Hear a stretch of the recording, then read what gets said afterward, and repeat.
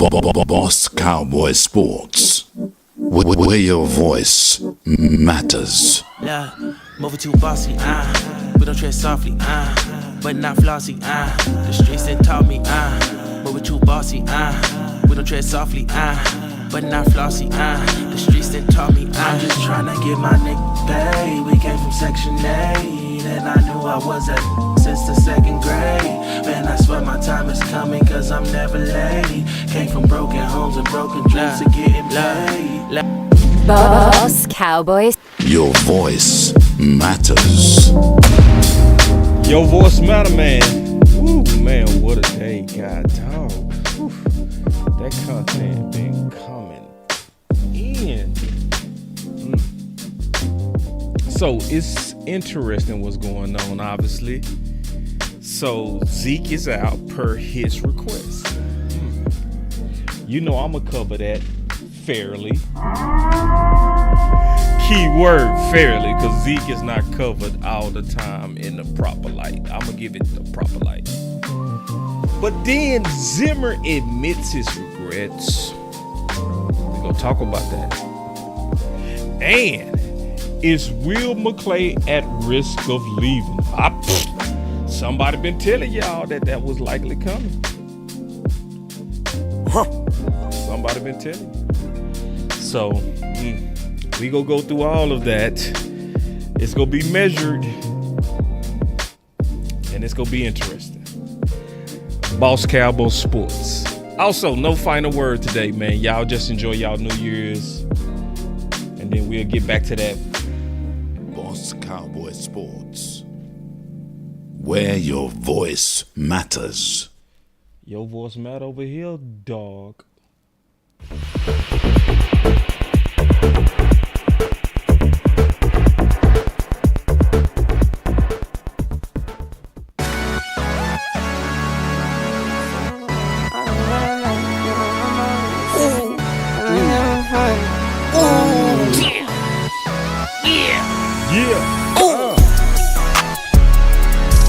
No watch, no diamonds, no watch, good timing, yeah.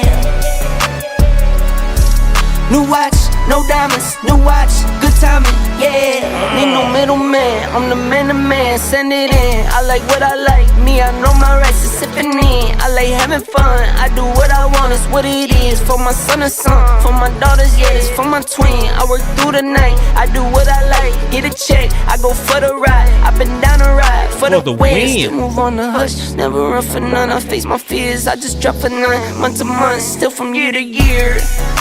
Who face they first?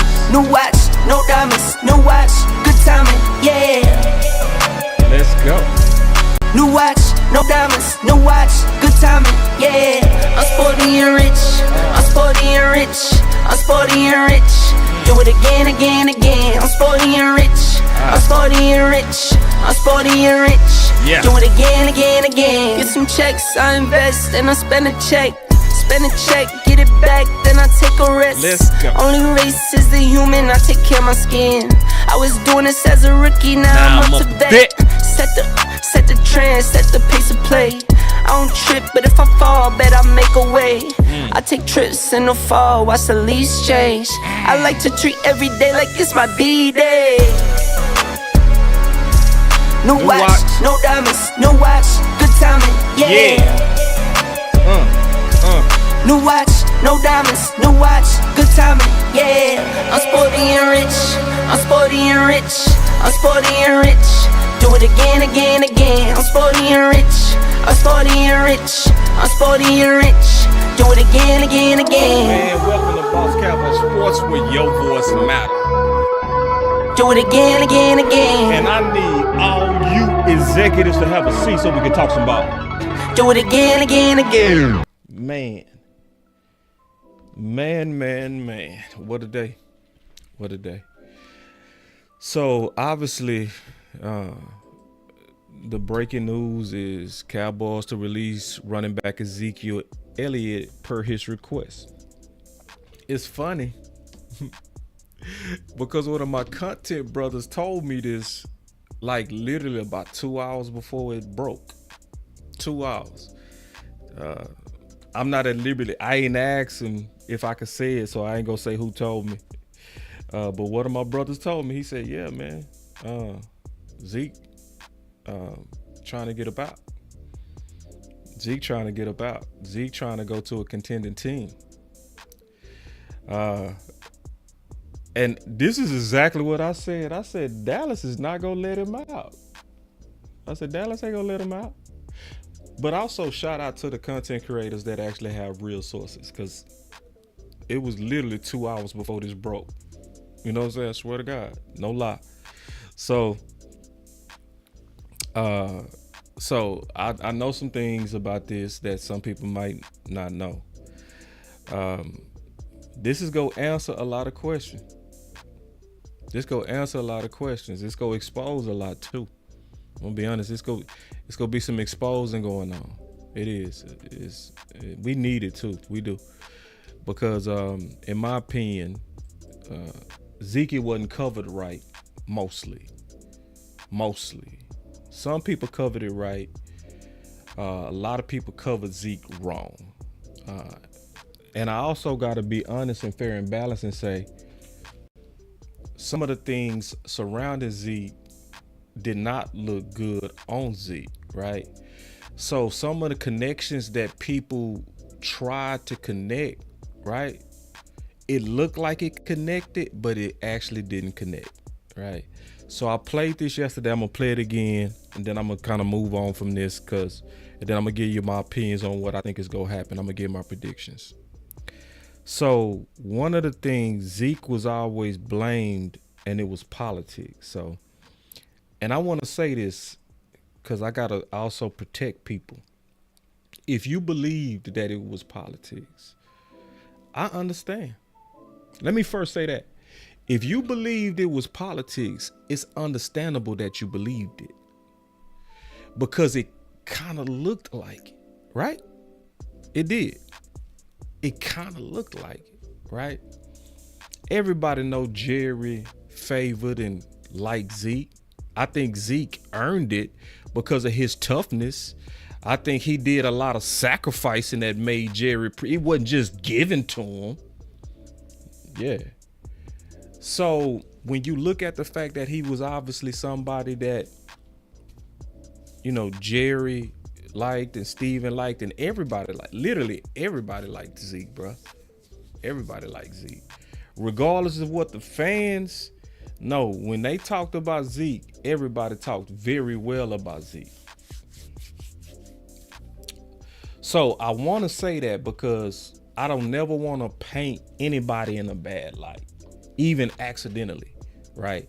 Because a lot of my even content creators were saying politics. They were saying that it looked like politics, or outright saying it was. Now, if you were saying that and you didn't know or research what Jeff Blasco said, then I don't fully blame people for connecting those dots. The dots was there. The truth is they didn't connect. So let me just prove it and we're gonna move on.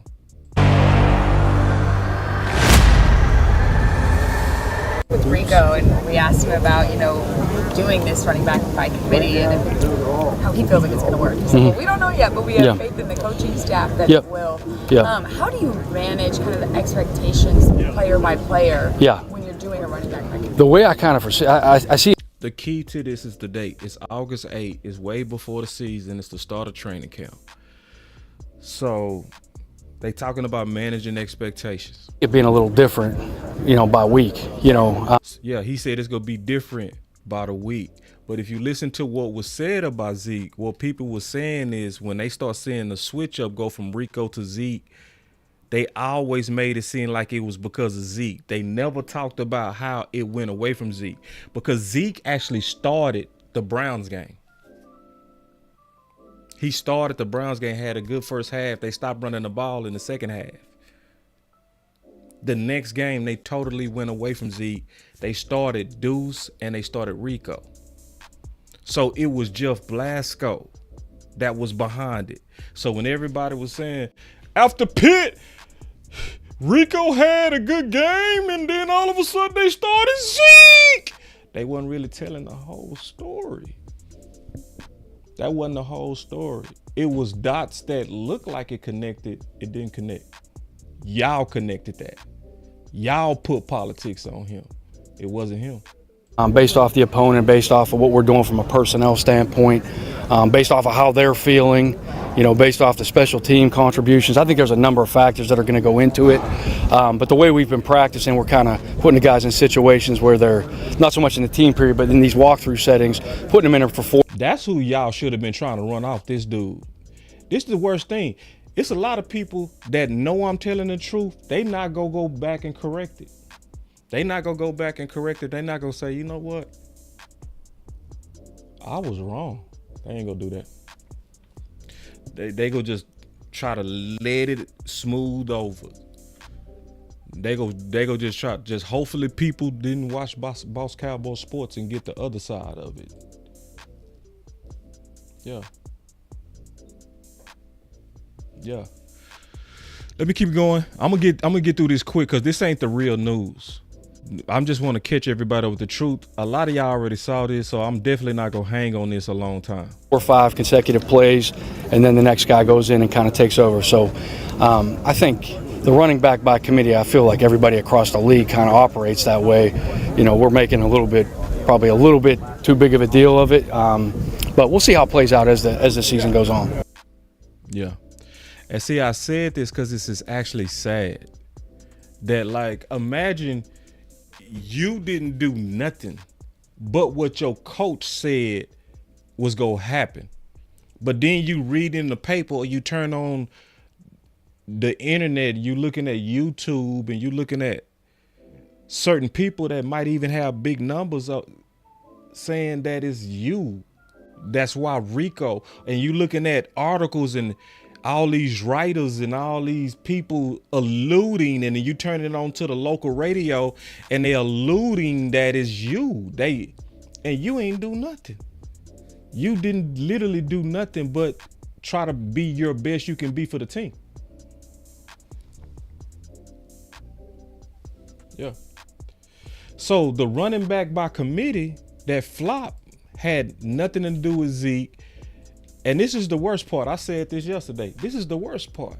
Because we blamed Zeke, we gave cover for Jeff Blasco, and he gonna likely come back, and we ain't gonna say nothing. We ain't gonna say nothing. I keep seeing a pattern, man. I keep seeing a pattern too, bro. It's a pattern that I'm noticing with Cowboy Nation.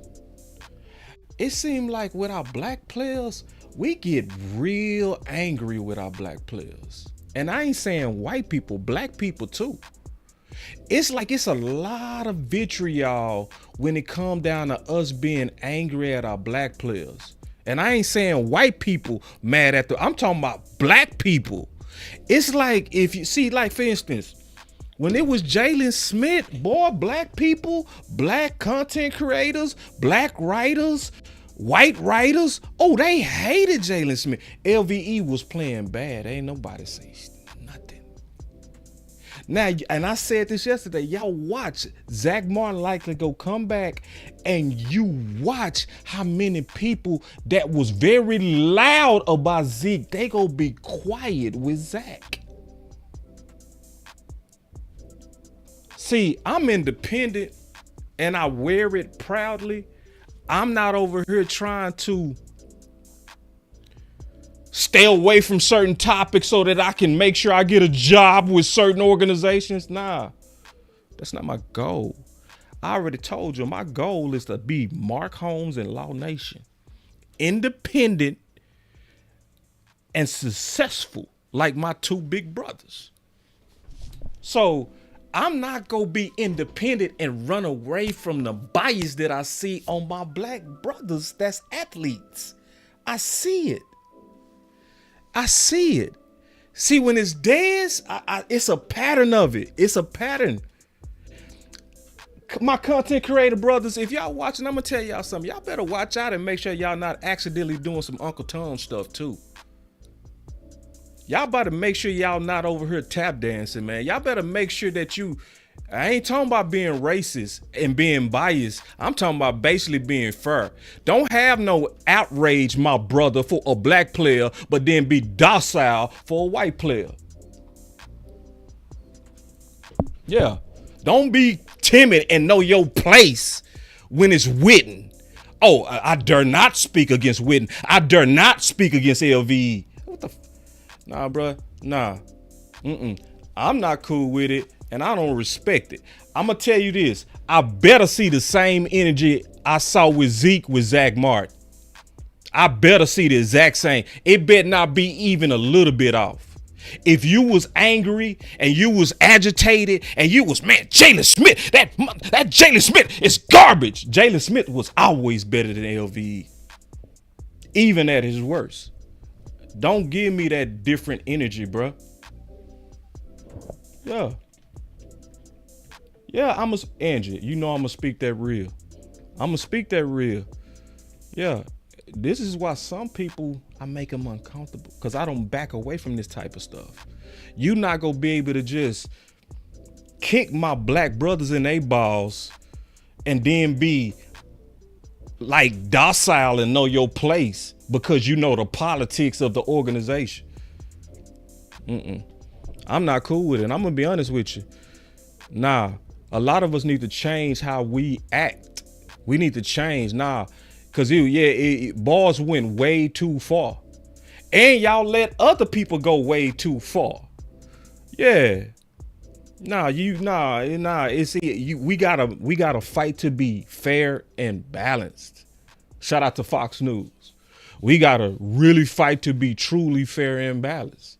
So I'm not gonna call, for instance, Zeke washed when that wasn't the case. See, washed is totally different than lost a step. Now, if you say lost a step, I'm gonna say yeah. If you say, was he the same? Nah, he's not the same Zeke that he was. But washed mean that you had absolutely nothing good about you, that you might as well be out the league. That's why I say this whole situation finna expose some shit. It's finna expose some stuff. Thank you, Pastor Taft.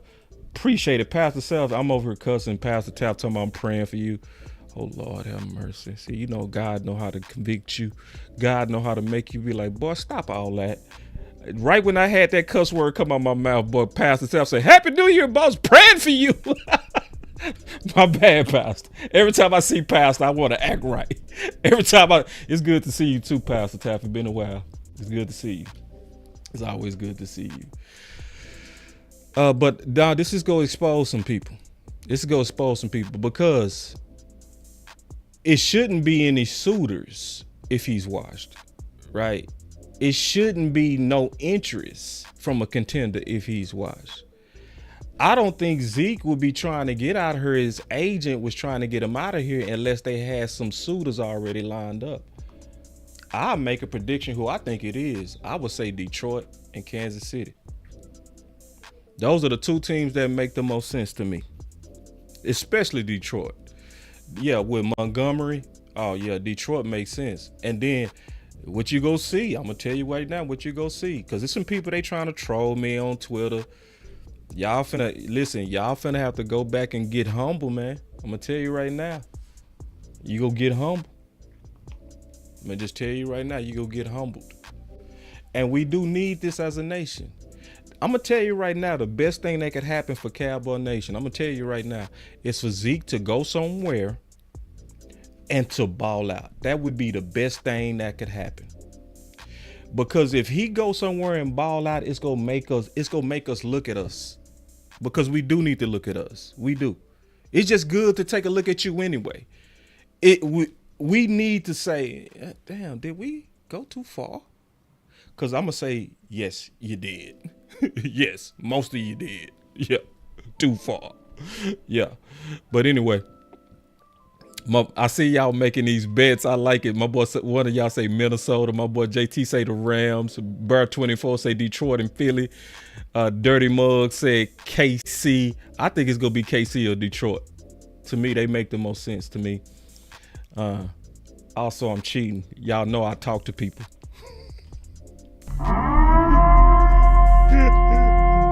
So I'm gonna tell y'all something. If one of the top teams pick him up, that's already gonna be some pie, some humble pie. It is. It is. Because a lot of us swear, ain't nobody want him. He's washed. My boy say Zeke didn't get a good block all year. Zeke got some good blocks. Zeke, what do y'all say at the Chargers?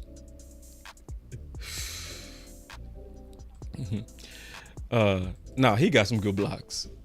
He has some good blocks. But we need this. I do think we need this. You know, and if Zeke goes somewhere and looks super trash, which I almost, if he go to Detroit, I'm gonna tell you right now, Zeke gonna look great. I'm gonna tell you, he ain't gonna look good. He gonna look great. Mark my words. Y'all gonna be like, and this ain't even boss told you. It's just common sense, bro. Dog, it's the same thing I said with Saquon with the Philly. It's like you can't take that offensive line and put that type of back behind it, bro. He gonna kill that. And this is gonna also be the worst part. Detroit, if it end up being Detroit, is gonna welcome him, bro. You gonna watch the same person that we was like, get him out of it, washed. If you said, hey, if you even said something like, hey, Zeke is one touchdown away from breaking Dorsett record. Shut up, boss. Get that old fat back out of here.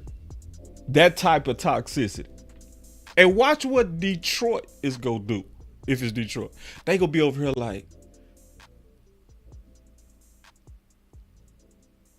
see, some of us, I'm just being honest, some of us need to watch the ex get away and get treated good. Yeah.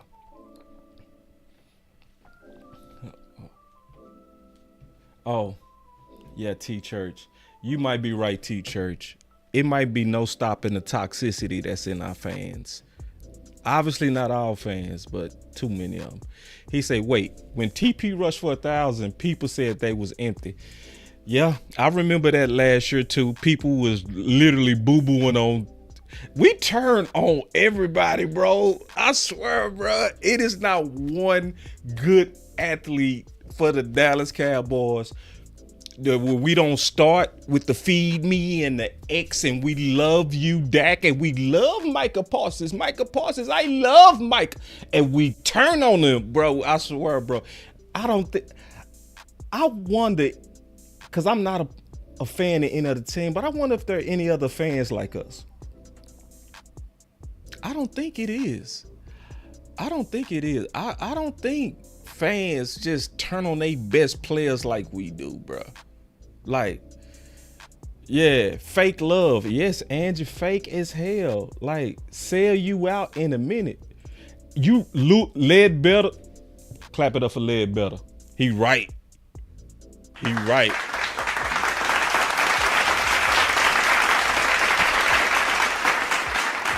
We turned on DeMarcus Ware. Boy, you facts. We turned on DeMarcus Ware too. Yeah, we turned on somebody say the Yankees. I don't know. I had no idea. You would have to school me. I do want to say this though. Real quick.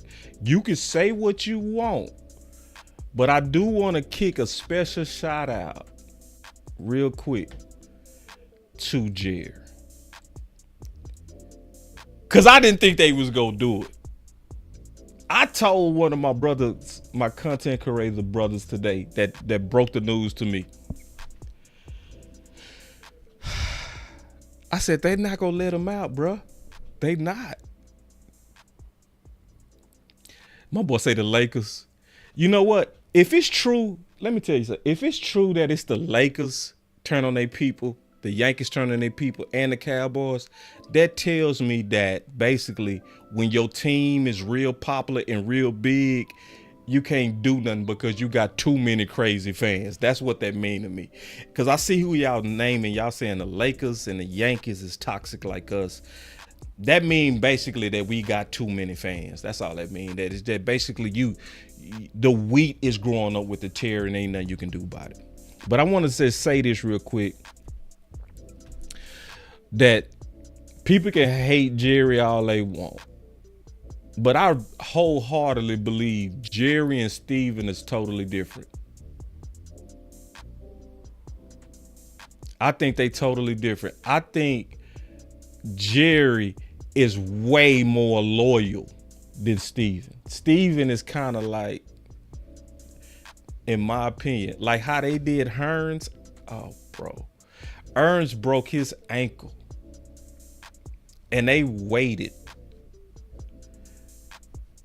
to try to get him to take a pay cut.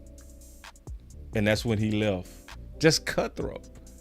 But see, Jerry Jones did the exact same thing for DeMarcus Ware that he just did for Zeke. He allowed one of his best players to go to a contending team to try to get a ring.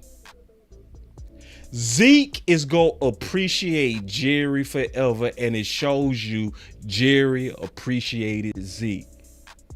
Now, a lot of us didn't. Like when he hyperextended his knee, kept playing, ended up with 1,000 yards and 12 touchdowns, we minimized it. I already talked about this, so I ain't gonna go back into that. I ain't finna preach the same sermon again. Let's talk about the other person that I'm here to talk about, and that's Zimmer. Okay.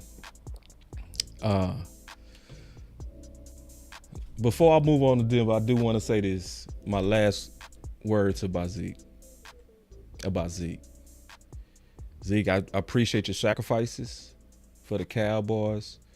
I appreciate all the work that you ever put in for this team.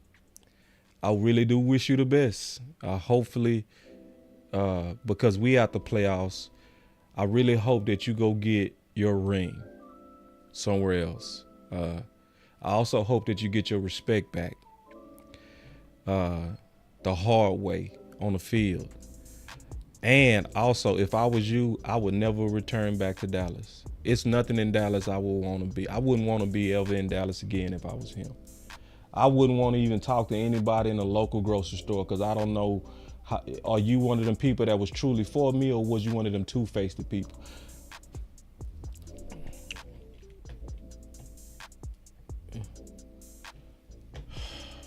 So yeah, so no, I just wanted to say, man, appreciate the sacrifices, and another one of ours is gone, and then good luck.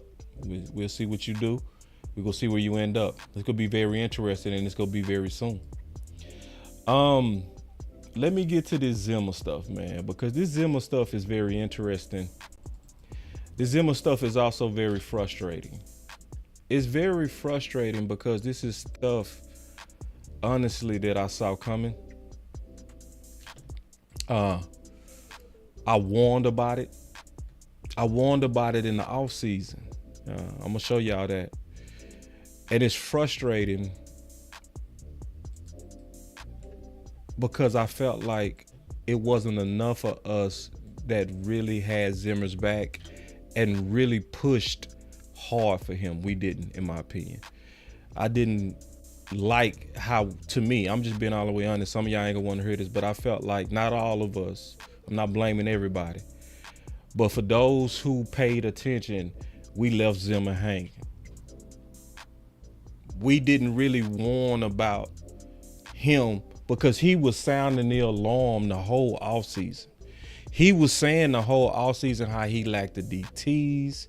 He was saying it clearly that coaches was assigned to him, all kind of stuff. And we just ignored it. We ignored it.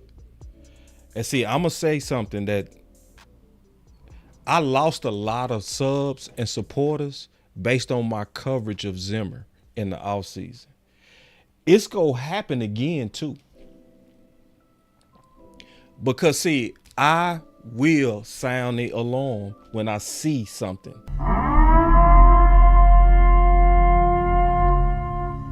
But we getting ready to get into the off season. This same thing happens every off season. You know what happens every off season? Every off season, we'll come out a season like this and we'll have a whole bunch of fans that don't want to hear anything at all that can even appear negative. They don't want to hear it. And I understand, because some people follow the Cowboys because they just want to feel good. Well, your motive is then different from my motive. I'm not in this to feel good. I'm in this because I want to win a championship. And because I want to win a championship, I'm going to hold accountable, or I'm going to say things that need to be said that's in the way of that, or could be in the way of that.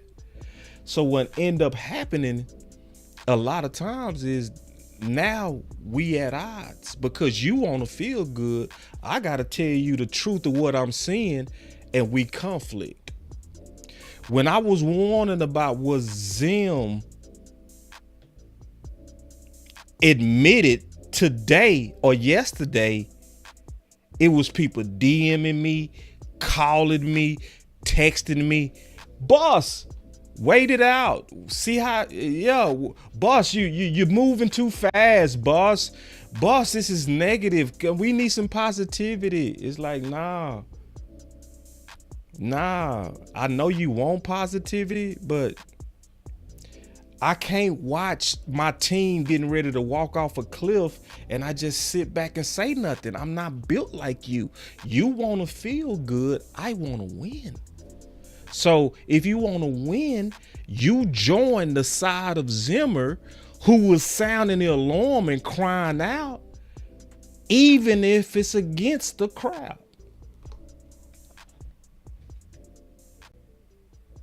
Oh man, Edgy, damn. No. Edgy, she say, man, you turned it up this early. Edgy, this is the reason why I'm going live so early. We're not doing the final word is because I'm turning it up too. Man, you need to sit down and get this sermon. No, I'm playing with you. Edgy, have a wonderful New Year's, and I'll see you in the 25th. You obviously one of my favorites, So be careful out in these Dallas streets. I might bump into you. So let me get to Zimmer, and let's talk about what he said, and then we go break this down. Sorry. Jasmine, Dallas Cowboys Media, you said that you wish you would. No, that's the wrong one. Let me start the right one first. Here we go. Reflect on the season as a whole. What are some things you maybe wish went a little bit smoother, and what are some things you take pride in on how this defense has played despite injuries and things of that sort? This is last press conference, right? I want y'all to peep something. He said, this is the last press conference, right? Now watch this. I don't have to do one next year? You're good. He said, you don't have to do one next year? All right. So next year?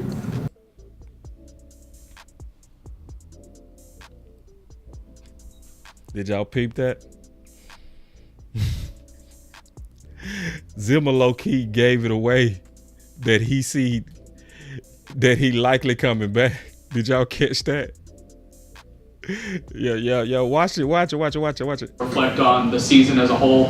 What are some things you maybe wish went a little bit smoother, and what are some things you take pride in on how this defense has played despite injuries and things of that sort? This is last press conference, right? I don't have to do one next year? You're good. All right. So next year? So I think. Yeah. Next year? What's up, Regina? Yeah, Zimmer. Did they tell you coming back? You're good. All right. Did y'all peep that? This is last press conference, right? I don't have to do one next year? You're good. All right. So next year? You see him look like up. Up. Yeah, you slip. Zimmer coming back, y'all. Zimmer coming back and Mike McCarthy coming back. But definitely Zimmer coming back. He slipped right there. He let the cat out the bag. So I think, so I wish, I'm trying to say this the correct way. I wish that when I came in that I would have done everything the way I wanted it done and not kind of try to blend things. And so I think that was part of the struggles at the beginning. And what I'm most proud about is watching the guys, how they've improved. You go out to practice and you see the the coverage pieces, being in the right place, playing the routes correctly, things like that. And there's still a lot more we could have done better, but I think a lot of it was that. And so we had to work through a whole bunch of different scenarios to get to where I feel like I kind of, like I said, the vision that I had. So I've always said that the media room need more YouTubers, right? Especially for follow-ups. So Jazz is a YouTuber that, that's now with .com, right? Had a very good follow-up question. And my boy Troy say, no, he just meant after watching the game. I mean, you can go with what he meant, Troy, or you can go with what he said. Like when you say meant, Troy, you're changing what he said because you want to put what you think he meant.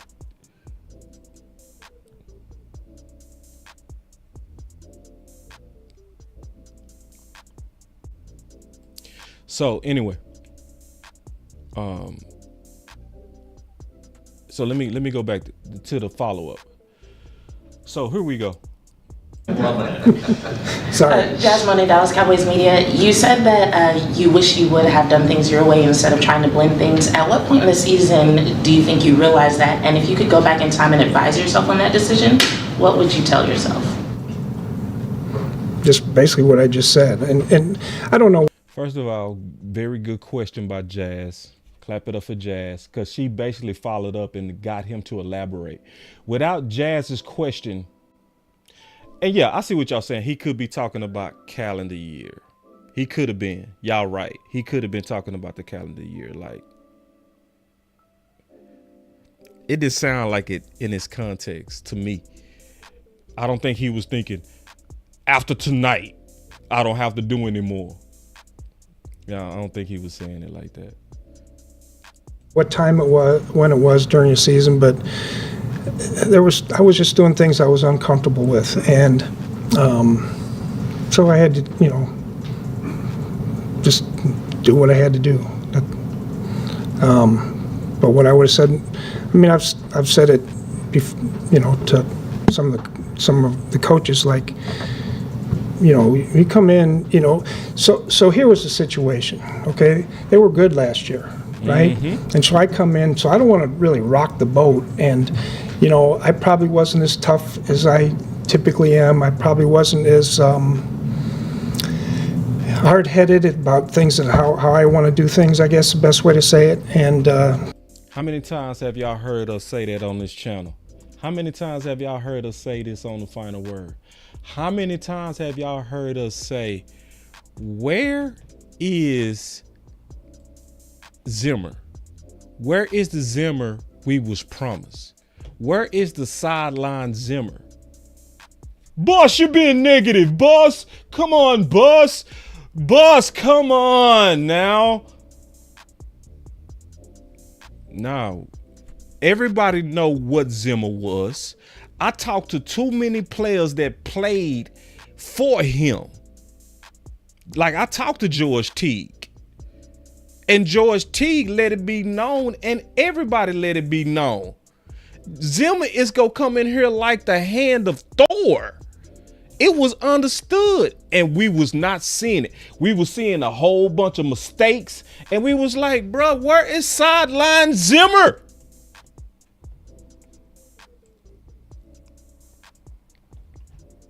So I wasn't, and that's what I regret the most.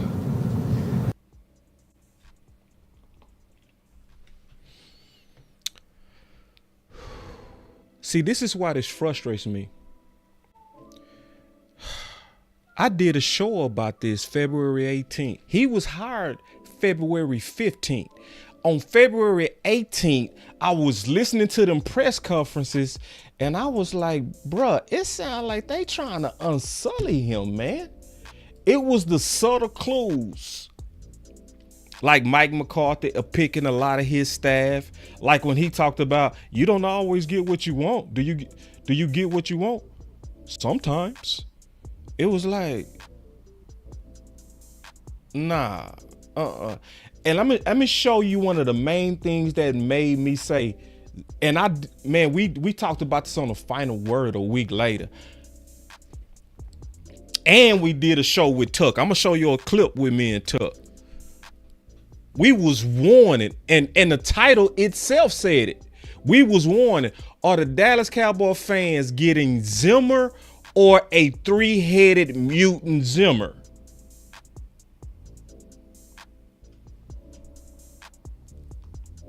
It's because I was looking at it. I was like, no, we want Zimmer. We don't want the corporate mutated into corporatism Zimmer. That's what exactly me and Tuck was saying. This is my boy DMV. Let me see what's up with the OG. Hey, what's up, OG?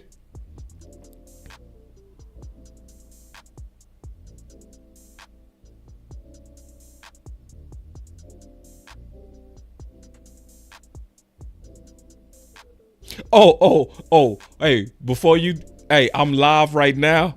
So when I finish, I'm gonna call you back, OG. I'm gonna call you back. All right. That was my boy DMV, bro. That's it.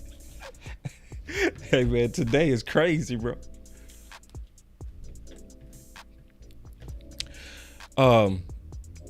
But I'm gonna show you what I peeped, and one of the main reasons I did this show.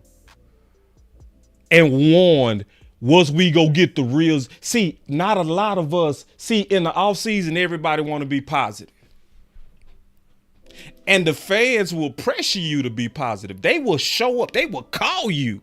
I was getting calls, texts, DMs all over this show. Yeah, because I was saying, hey man, I know we excited about the new hire of Zimmer, but we need to keep our eye open and make sure we getting the real Zimmer. And we need to put pressure that they need to get their meddling hands off of him. And guess who else was meddling? I'm gonna show y'all some stuff. Look at this. Brad Shan, Cowboys Radio, Zim. Just go back to even when you first went to Minnesota. The young men coming into the league as players, how are they different, the kids who come into the league now compared to back then? I think, Brad, the biggest thing is the ones that want to be great, they want to be coached. DMV, my bad, bro. Hey, call me back, bro. Shoot, we'll put you on the live. You know how it go, big dog. They want to be coached. Now, there's a lot more social media. There's a lot more of the outside stuff going on. But, the ones that I've been around, the young guys, the ones that want to be great, they want to be coached. They want to study. They want to understand, how they can get better. And to me, that's what all the great players, they want to know, how can you make me better? And, so I think, and y'all had Anthony Barr here. I love Anthony Barr.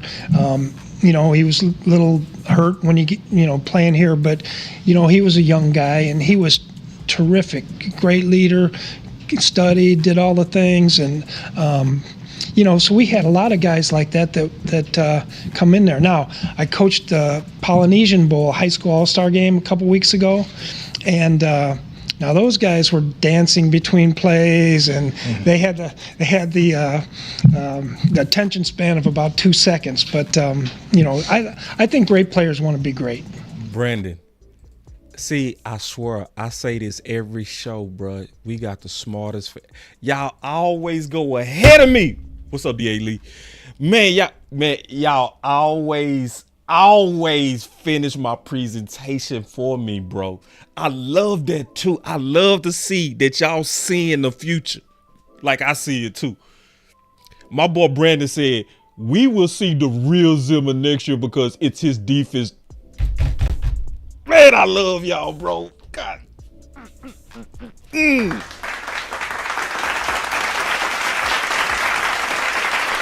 See, I'm gonna go ahead and say it because you said it. You said it. This is actually setting up for us to get the actual real Zimmer next year. See, Zimmer, I told y'all it's something about them former head coaches, man. That's why I don't want no new booty coach, man. You got to know how to work with them Joneses. See, what you got to show them, that we go try it your way. But then you go end up doing it my way. Mike McCarthy had to do that, and now Zimmer is doing that. I'm going to talk about that. Very good insight, Brandon. Very good insight. Because that's what he's setting it up for. That's why he talking about my biggest regret was I wasn't as mean. What he's saying is, don't come try to stop me like you did Chris Richard when I start jumping in these players' behinds. But let me keep showing y'all. That your style is to not be someone who is your friend. Now, this is the same press conference. That your style is to not be someone who is your friend, is to get the best out of you. How would you describe your coaching style? Has it evolved at all over the years, or are you still the same? I hate that shit, bro.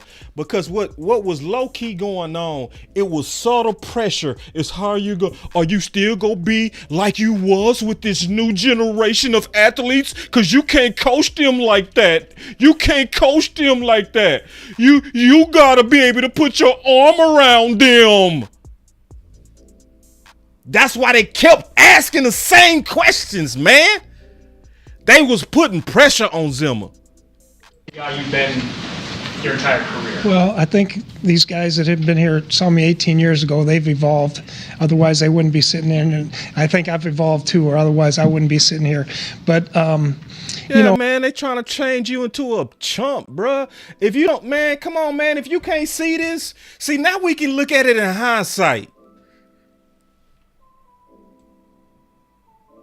And I'm going to tell you what the media wanted. They was waiting, and Zimmer knew it. They was waiting on one of them Zimmer blow-ups because they wanted to write about it. They wanted to, Zimmer just exploded on Micah. Zimmer just exploded on this player, Diggs. Zimmer just, because it's always about controversy here. And Zimmer is a wise former head coach. So he like, I see the game. I can't even be myself here because the moment I blow up on one of these bars, am I lying? Think about it. People was trying to read CeeDee Lamb lips as he was talking to Dak. You don't think the media was sitting there like chum in the water, like bait, like, are you going to give us that? Are you going to give us angry Zimmer? Because we want to write about it. It was pressure. I'm demanding. I try to get the best out of the players. But, to me, there's a difference. I had one player who was a terrific player, and you could not yell at him. You had to put your arm around him. You had to talk to him, whisper. He didn't like to be reprimanded in front of people. And so that's what I did with him, and he became a terrific player. Other players, I'd get after, and, probably know some of the names. One of them was here. But Pac-Man. I'll say it to him, Pac-Man Jones, right?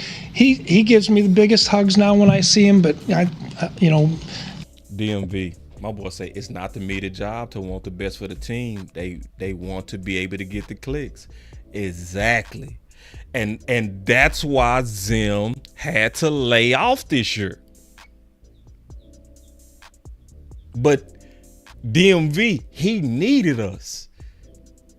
Right here, he needed the content creators and true journalists to say, man, Zimmer, be you. It wasn't enough of us that got behind this, though, or called this out. They called me a conspiracy theorist. They called me on the phone. They texted me. They DM'd me and said I was the bad guy. And Zimmer said yesterday, boss, you was telling the truth. We've had our issues, going back and forth. And, I think everybody's different. You try to hit the button however it is to make them better. Hold on. This is my boy DMV, bro. Hold on real quick. Y'all give me a sec. What's up, bro?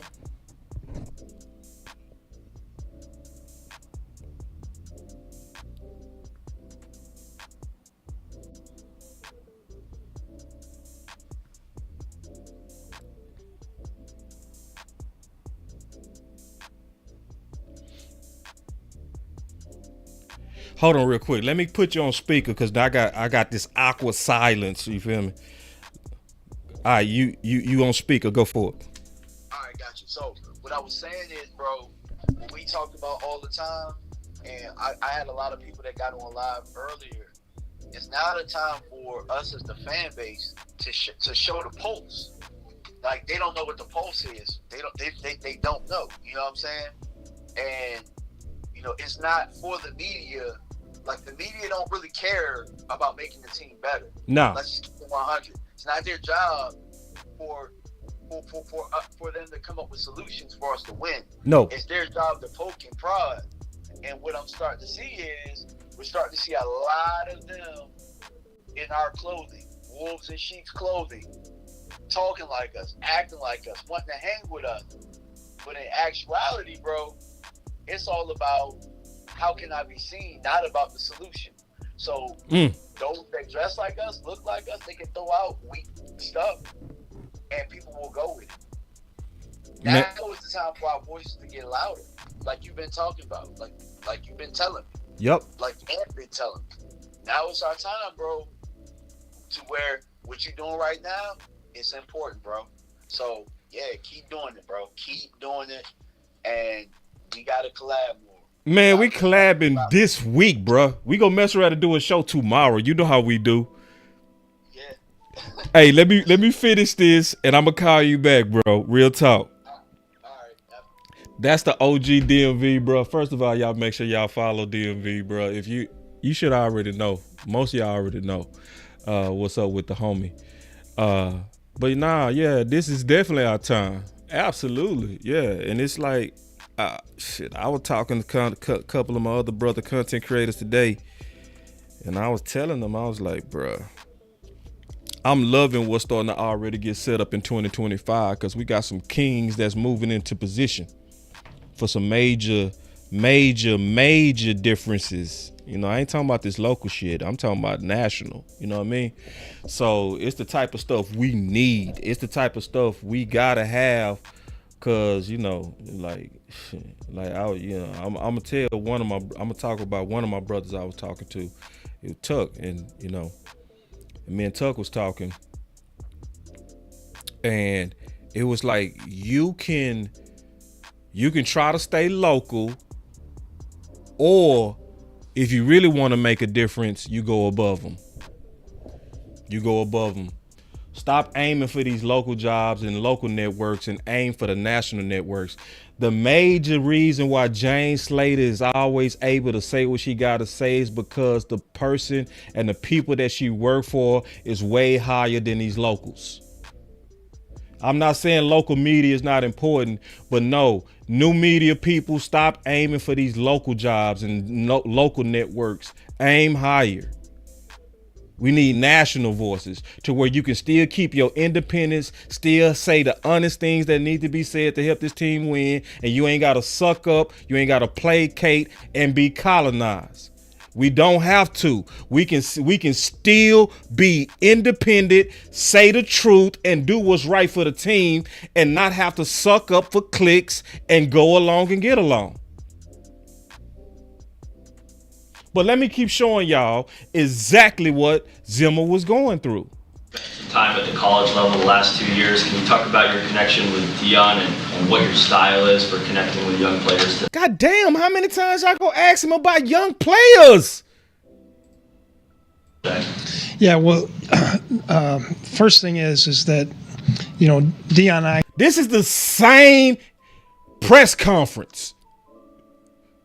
Connected here. So what's obviously was going on? This is what you call pressure. And if you able to read the room, you could tell that they was like, is your older style to where you hold people accountable and very low tolerance for mistakes, are you gonna be able to do that on this new generation? They was pressuring him. Many years ago, I didn't know him at all. The first time I met him, he basically had an entourage with him, and the change and all the stuff, and we've become unbelievably great friends. I haven't spent as much time at Jackson State in Colorado as people think. Quite honestly, I was at Jackson State 2 days, and I've never been to Colorado. But we talk on the phone a lot. He asks me a lot of questions about coaching and play coaches and coaching and different things. But so. And as far as the second question, there's a reputation out there that I'm a jerk or something like that, which, hey, it is what it is, I guess. But you see the pressure? Why did he say that, y'all?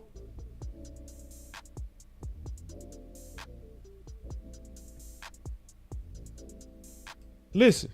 Out there that I'm a jerk or something like that. Second question, there's a reputation out there that I'm a jerk or something like that, which, hey, it is what it is, I guess. But pressure. But since it was announced that I was going to be here, I've heard from so many players that played for me. Players here, not just defensive backs, but linebackers and defensive linemen, texted me and said how happy they are for me. And I think if I was such a jerk, I wouldn't be hearing from those guys. This is what you call an attempt to soften Zimmer.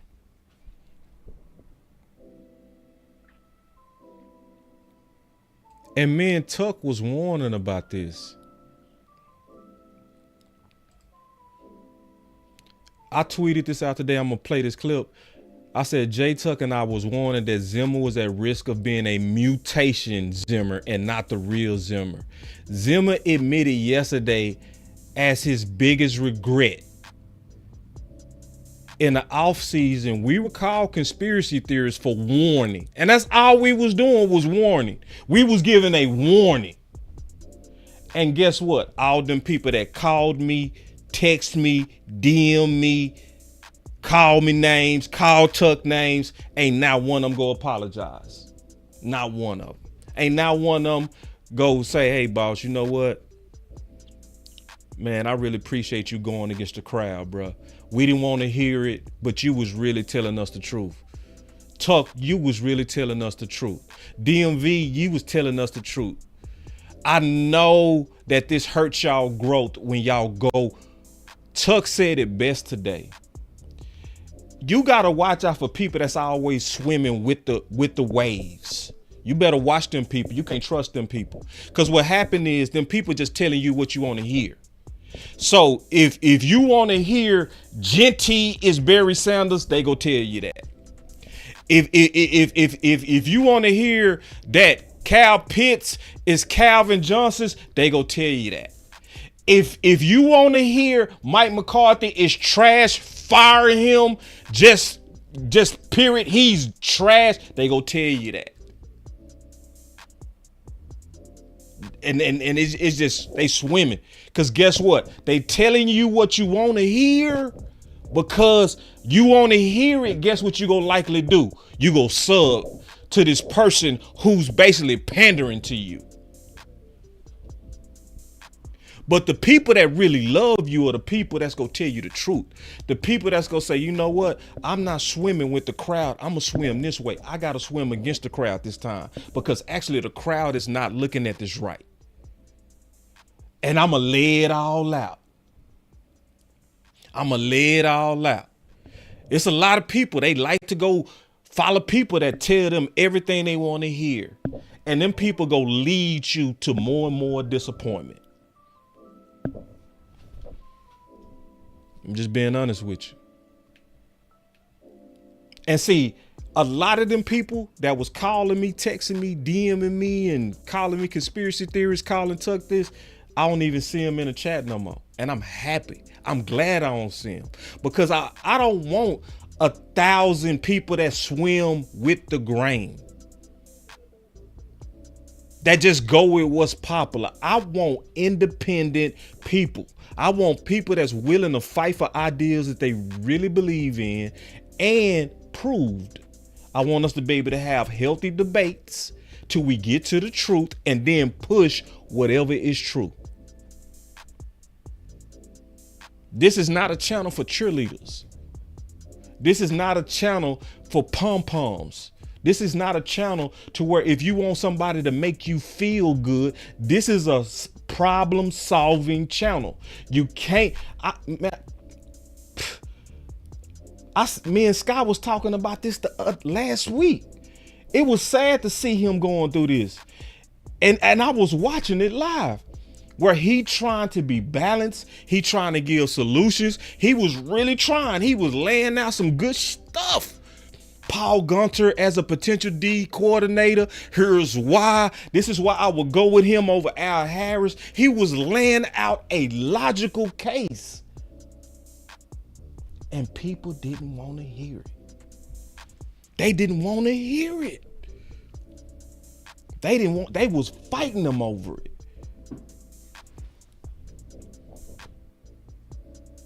Because you can't solve problems until you first say what the problem is. This was me and Tuck. Check this out. So yeah, this is not just something where I want the real Mike Zimmer, right? This is more than about the real Mike Zimmer. This is about taking their hands off all of it. Like, let Will cook. Let Zimmer cook. Let Mike McCarthy cook. And I'm being honest, man. I don't think they letting them boys cook. I think it's exactly what my boy Tuck said, man. I think it's exactly what Tuck said. I just want Zimmer to cook. I think that's the best way to sum it up. That's all I want to. Let me just show that tweet one more time before we get out of here, man, because it was perfect. Because I know people misunderstanding him. They misunderstanding me. Yep. I didn't say that for nothing. I know people misunderstanding him. I know people misunderstanding me. I said that because we was getting shot at for warning about Zimmer being a mutation. And I was listening to them press conferences. I was like, they trying to pressure him, bro.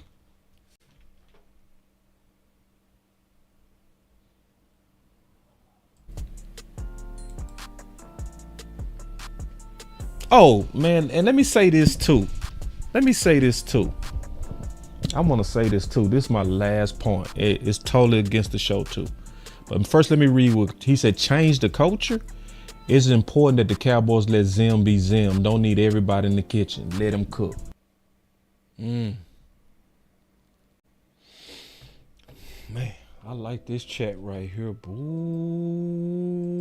Say this is a very good chat right here. And I agree with this. I take your warning very serious, my brother. He said, I got your back, but it's best to watch your front. Ooh, man. God, dog. Huh. It's the people that stunt that be on the hunt. Ooh, wee.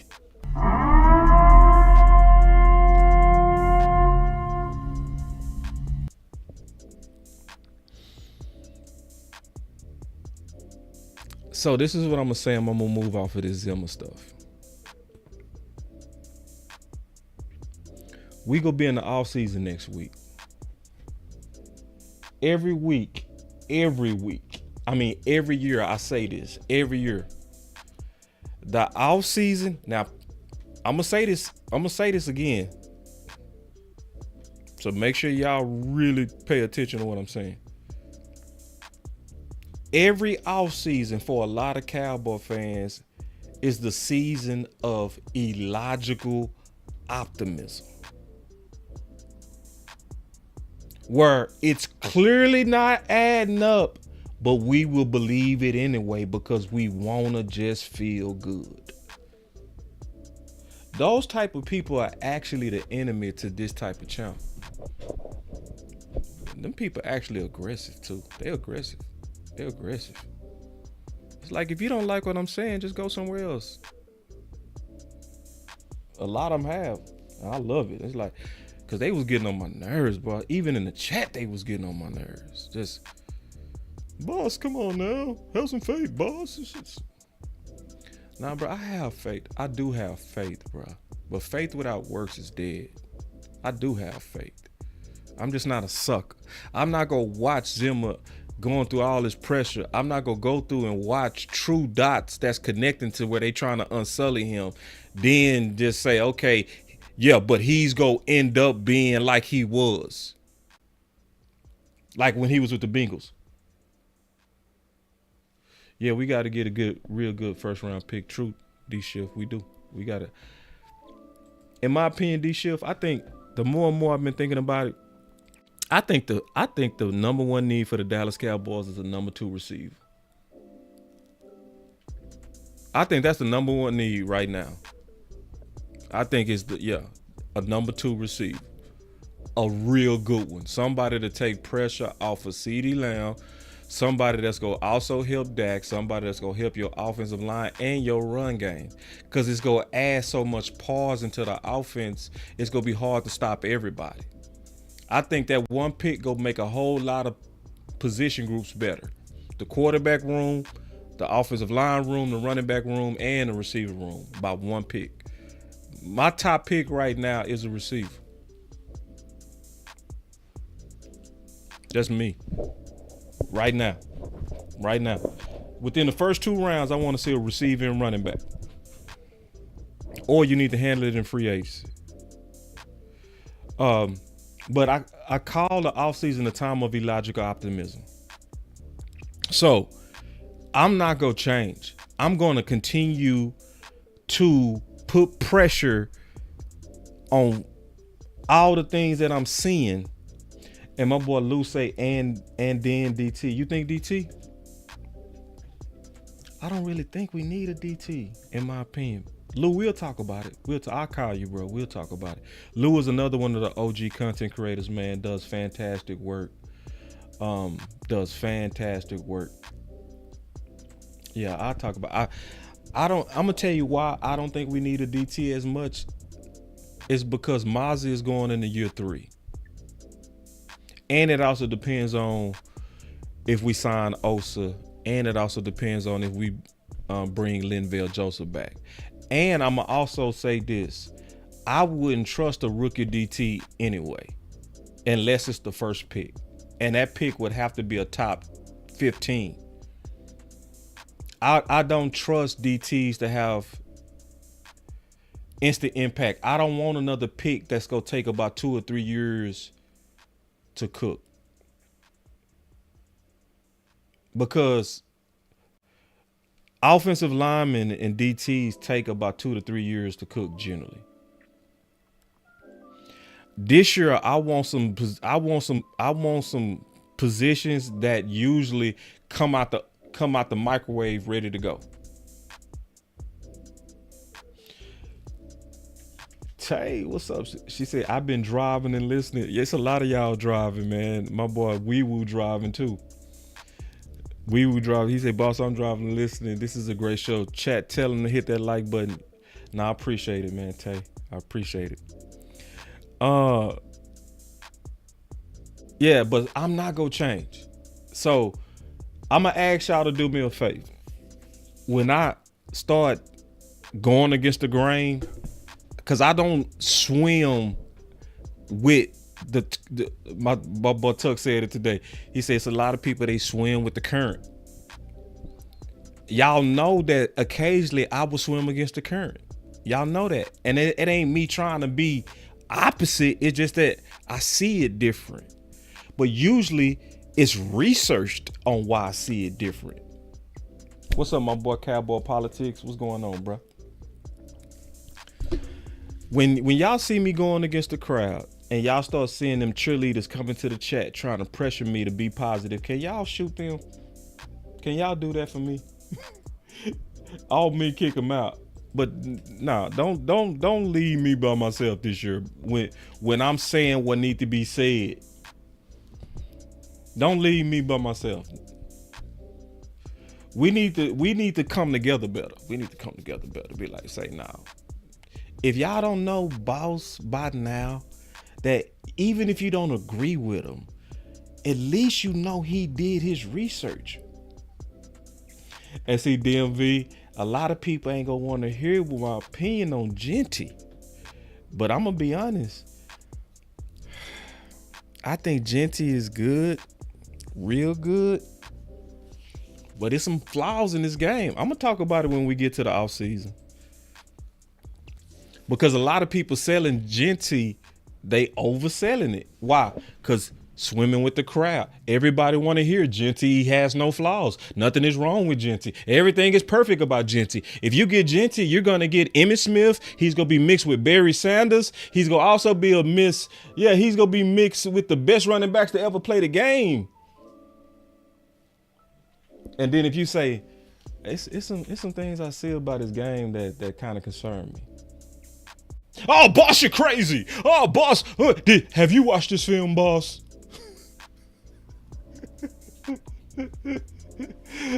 I appreciate you. I see.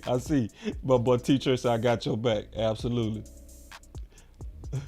Yeah, but I like love from Notre Dame. Yeah, I already went through the running back, so I got my eye on a few of them.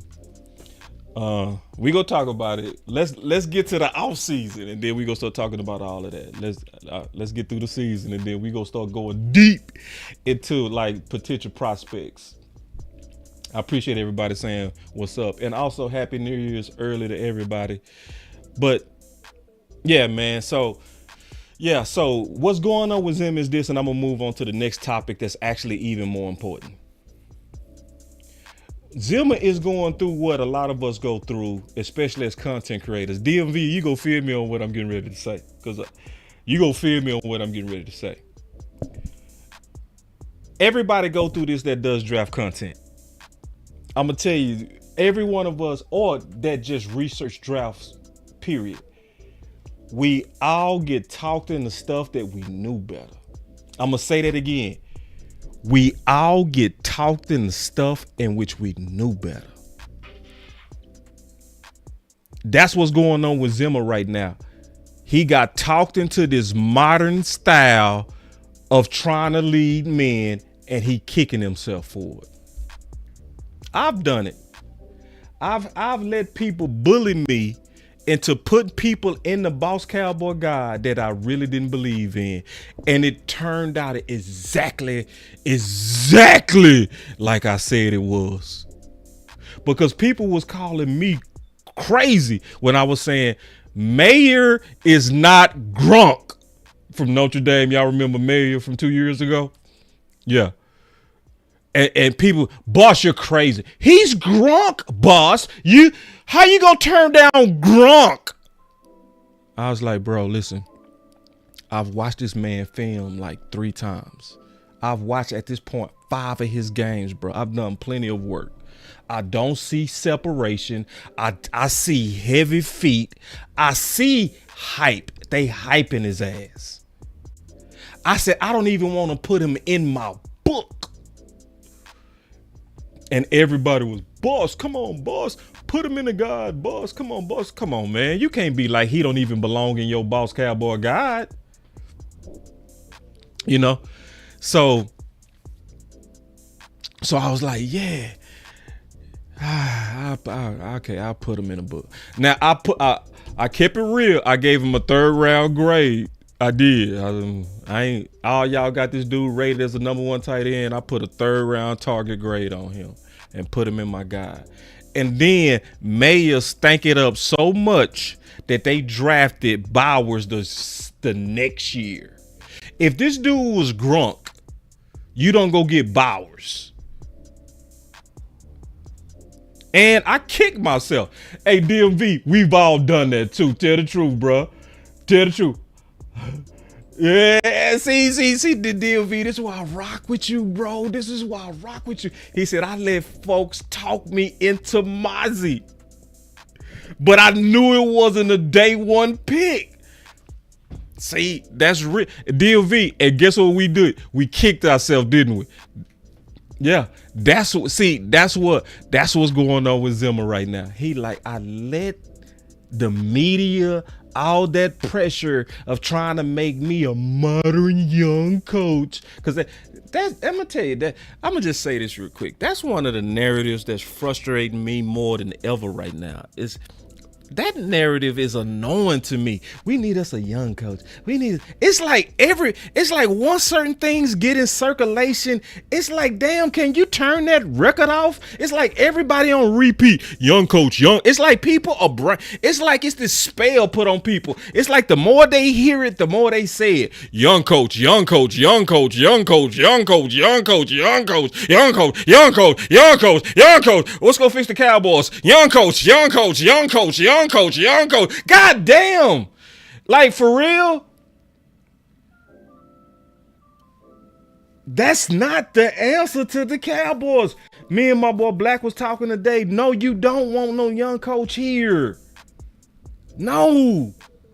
Jerry and them just admitted that they have personnel meetings every week after every game with Mike McCarthy. You think a new coach can handle that type of pressure? Your boss every week after the game, hey, Ben Johnson, hey, good job today, good win. I'm looking at CeeDee Lamb's targets, and we paid him a lot of money, and we got to make sure I get our usage out of him. I mean, his contract is not cheap. What we gonna do to kind of get him going? You think a young coach can handle Steven and Jerry sitting there talking to him about personnel every week? No, I need a vet. I need somebody who been in some wars.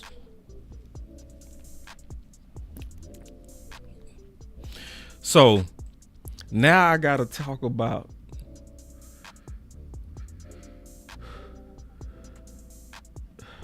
and I agree too, bro. T-Church, I agree, bro. Like, this is almost the worst part. It is a lot of people that get big money for the worst narratives. And see, Hubbard, I think you said it best. It don't matter to me if you young or old. Are you a smart, good coach? That's what I want to see. I want to see, are you a smart, good coach? If you young and you a smart, good coach that know how to lead men and get the best out of your team, I want you. If you're middle age and you're a smart, good coach, you know how to get the best out of your men, I want you. If you 79 years old, but you still got a talent of getting the best out of your men, I want you. I don't care what you. It's some people that's gonna come in here and they gonna say, as soon as you say like Zimmer or Bill Belichick, man, I'm tired of y'all talking about these dinosaurs, because they drunk on the doctrine of young. And it's the same thing that happened to running back. We ain't learned yet. We was doing that same stuff with running back. We was doing that exact same. Hey, if you're 27, man, no, we don't need no. Saquon, no, hell no. He's no. Get Saquon. He's too old. It blew up right in our face. It blew up in everybody's face that believed it. And guess what they doing right now? They quiet. They silent.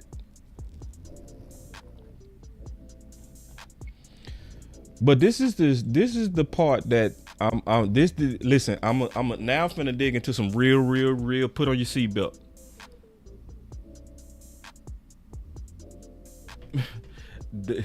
D.A. Lee. Again, Jerry and Steven been holding them personnel meetings since Wade and Garrett were here. Ain't no young coach prepared for that.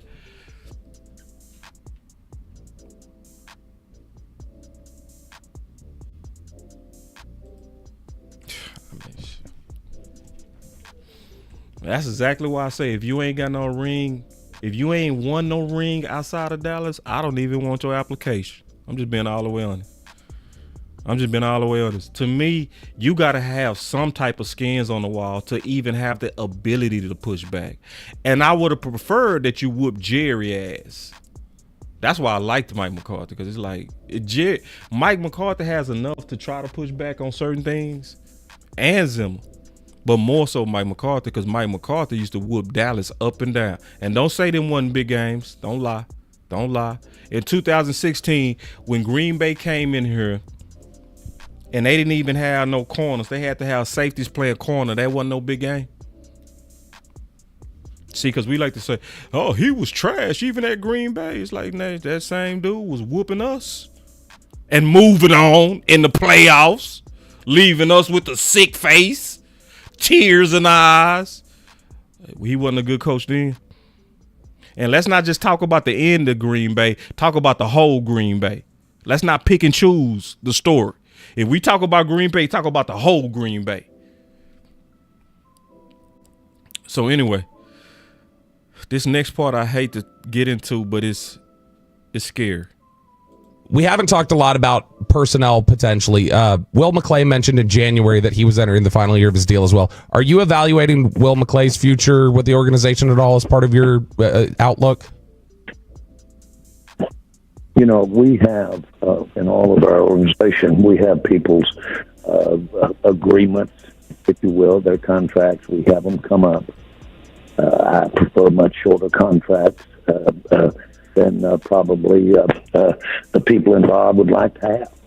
And I do that because that's pretty impactful when you can't move because of contract. And so I like to have the flexibility and comfortable with them. So we'll be, have been, and will be.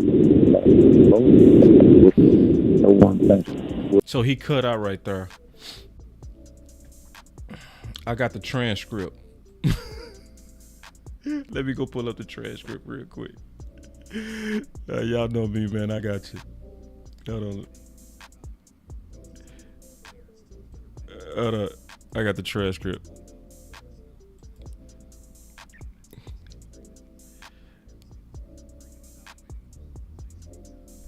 So let me get to the transcript, and I'm going to break this down.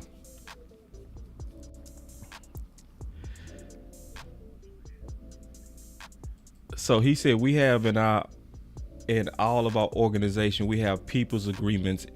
If you will, their contracts, we have them come up. I prefer much shorter contracts than probably the people involved would like to have.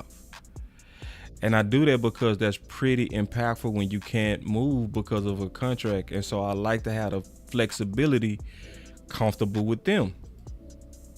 So hold on, give me a second.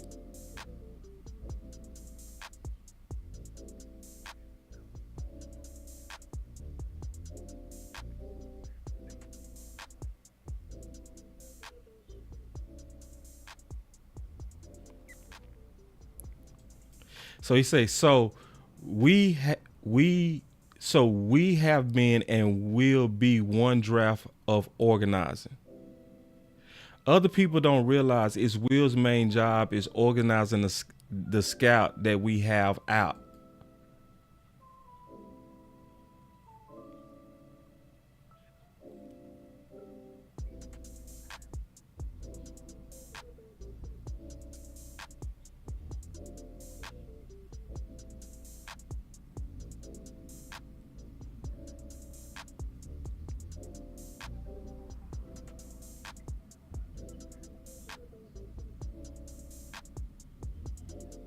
So the sound on it was real bad. So that was the transcript. Hold on.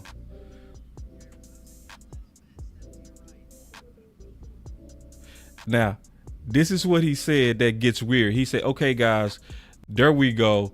But I'm actually okay. There you go. So we'll just see how that works out. You okay with losing Will McClay?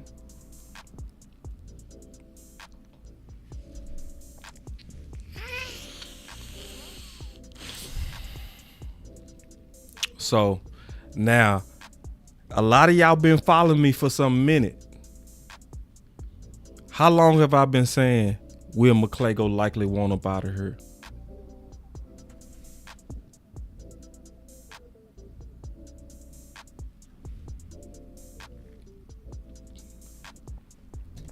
And listen,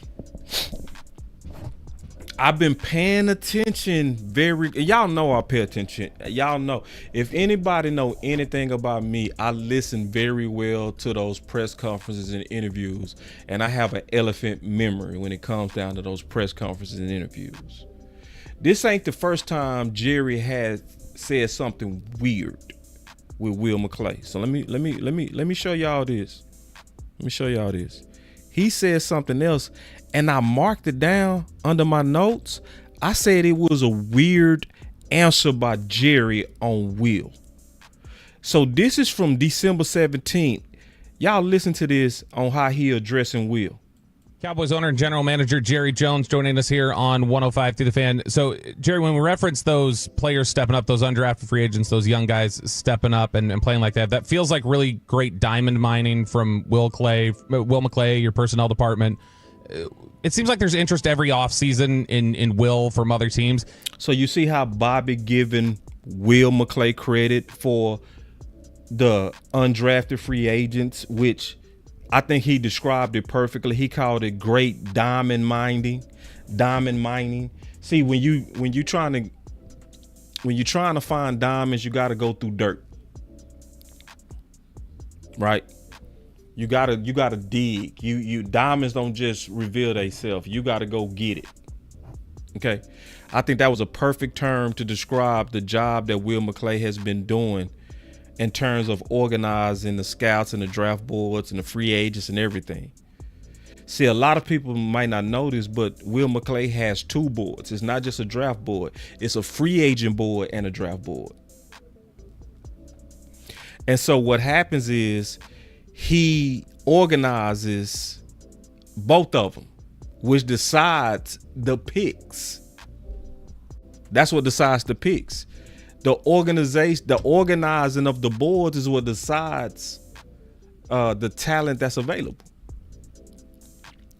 So I think that was a perfect way to describe Will McClay. So check this out.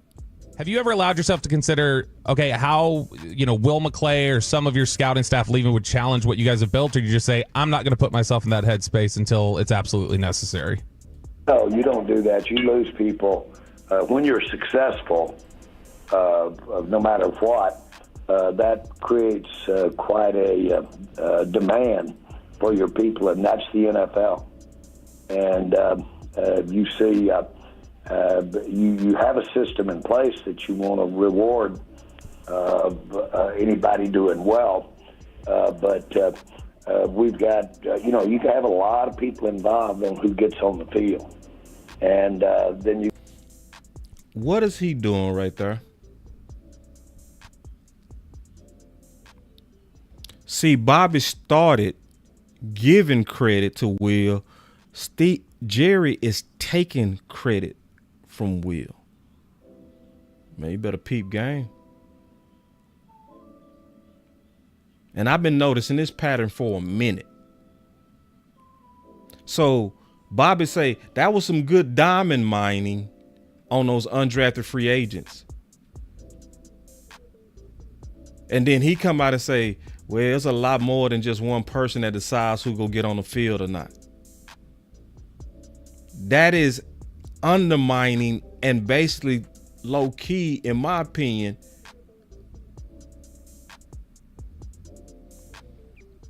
D.A. Lee, man.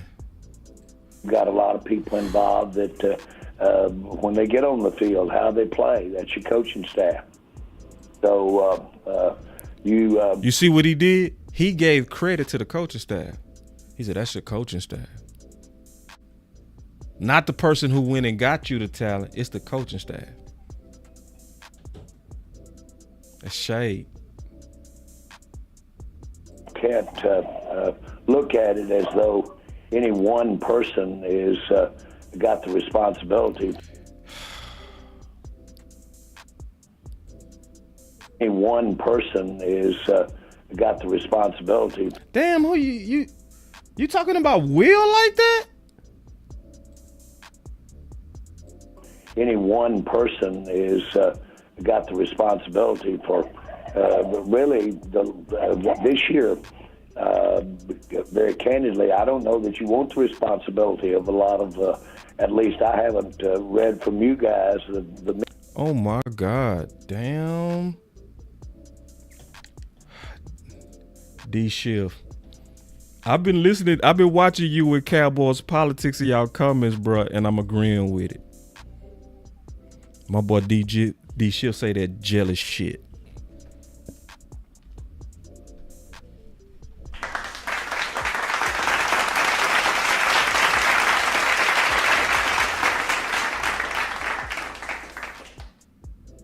My boy Cowboys politics say it all come down to ego, bruh. See, this one thing I don't do. I don't play crazy, bro. I don't play like I'm crazy, bro. When you showing me what you about, I don't go look the other way. I don't go, maybe he didn't mean that. Maybe. No. Bobby Belt gave you an easy layup to say, oh, no. No, we obviously think highly of Will McClay.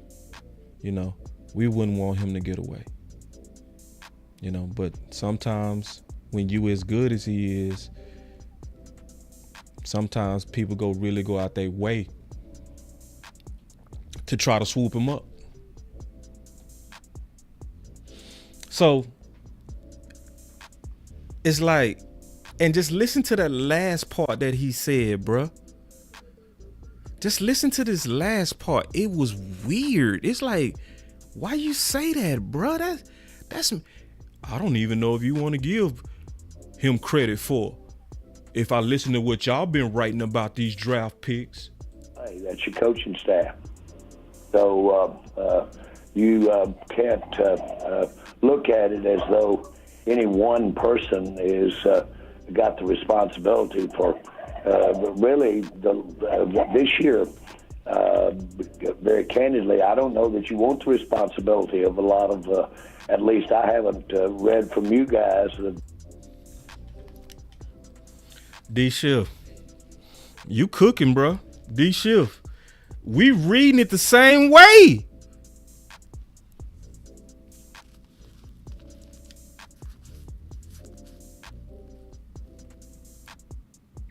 Now, these was the same people. Jerry was the same person praising Tyler Guyton, praising Nealon, right? Morris Lewis-Fowl. These are all people that played this year. Seatbelt played this year. Who else? I think we had one more that played. Who played this year, y'all? I know we had 4. Oh, my stupid ass. Cooper Beebe. You had five rookies play significantly this year, and Jerry over here trying to poo-poo on it.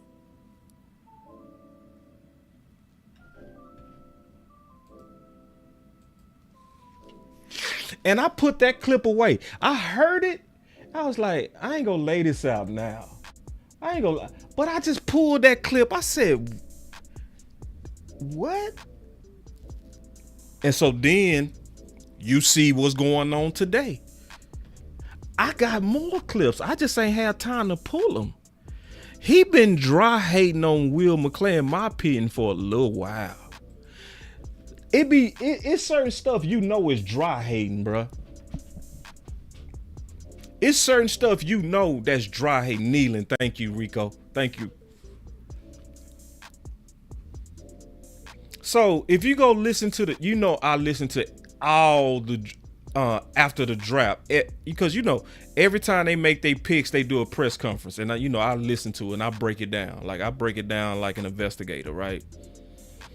For the last 2 or 3 years, I want y'all to go back and go listen to them, and when they talk about Will McClay. And listen to the type of stuff Jerry said that takes credit away from Will. He said stuff like, I don't know if you can even say who made the pick this year. It was such a collaborative effort.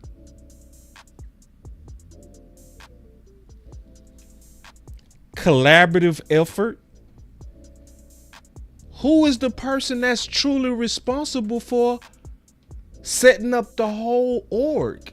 Having the regional scouts, having your board ready to go on draft day, having procedures in place to make sure that they eliminate their biases, to make sure that they're level-headed as much as possible on the right player. Not willy-nilly. Don't also forget Will McClay was a former champion coach. So he also knows how to look at the inner workings of players. He know how to go check your heart. He was a coach and a champion coach for the Dallas Desperados. I can't tell who made the pick. It was such a collaborative effort. I was like, bro, come on, stop that, bro. Like, come on, bro. Is it that hard to say, good job, Will? Will does a great job.